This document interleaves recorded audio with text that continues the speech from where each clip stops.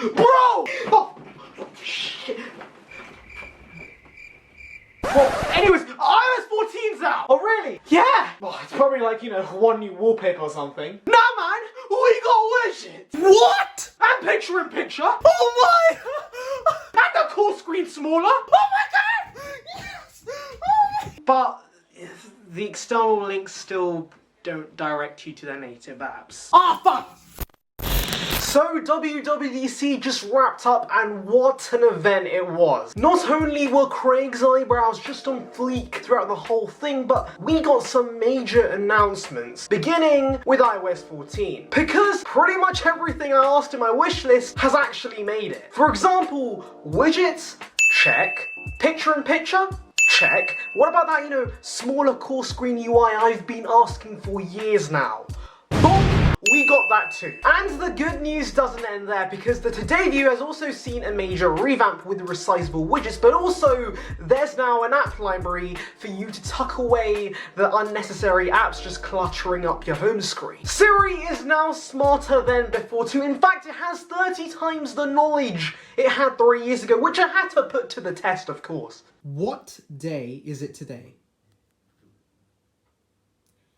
Yeah, it's still dumb. But hey, at least it doesn't take up the whole screen anymore. Smart Stack is also a thing that caught my eye. It essentially stacks widgets on top of each other, and then the UI decides to show you which ones at which time.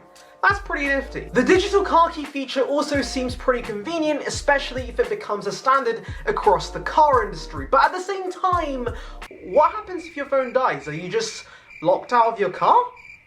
Anyways, AirPods also have a major update in the form of multi-device support. And honestly, this is something that AirPods should have had from day one, but either way, it's nice we finally have it. But just when I thought Timothy fixed everything I had an issue with in iOS, I realized this embarrassment still exists.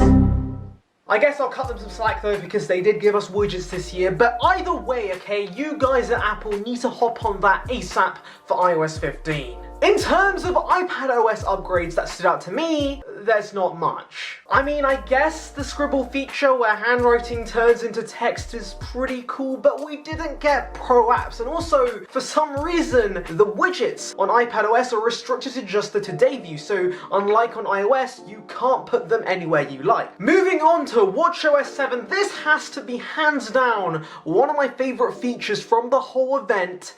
Bollywood dancing is now a work, and you know the Tamil uncles are gonna love that.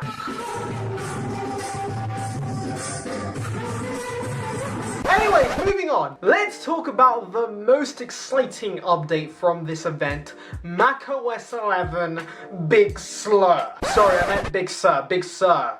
Oh, it's just a terrible name. Like, did no one at Apple think that macOS Big Sur abbreviates to macOS BS? Like, how did that get past the marketing team? And guess what? Much like the name, the update is pretty BS too, because what the hell are these icons? What has Apple done? I mean, I'm not gonna lie to you guys, some of these icons genuinely look like they're straight out of Samsung's TouchWiz UI, and that is disgusting. Thankfully, that's about it for bad news. For one, the notification center looks so much cleaner now with resizable widgets, but also, Safari has seen a huge upgrade. You can now customize the start page, you can throw in a few extensions now, and also it's going to be more battery efficient. Now, I would love to check out these features myself on macOS, but unfortunately, my trusty 2012 MacBook Pro has lost support.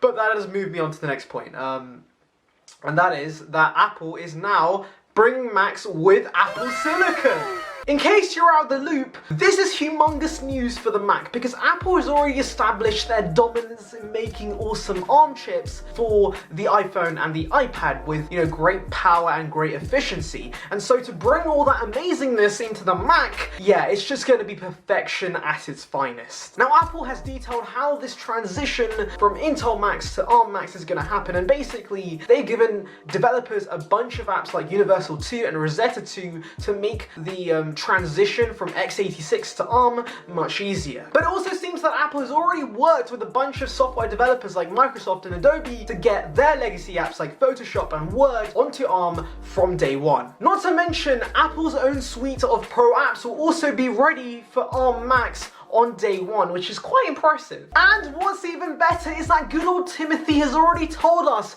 to expect a Mac at the end of the year. Yes, you heard me right. At the end of this year, we will have our first ARM Mac. That is pretty mad. And that should be my replacement for my aging 2012 MacBook Pro.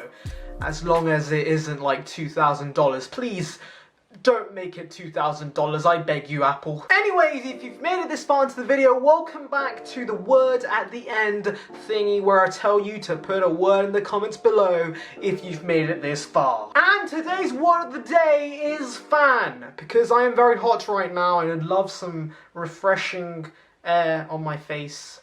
So, fan is the word. And on that note, I'll end it here. Thank you for watching. Like this video if you enjoyed it. Subscribe for your daily dose of tech. And of course, feel free to share your feedback in the comments below because I would appreciate it. Anyways, see ya, peeps.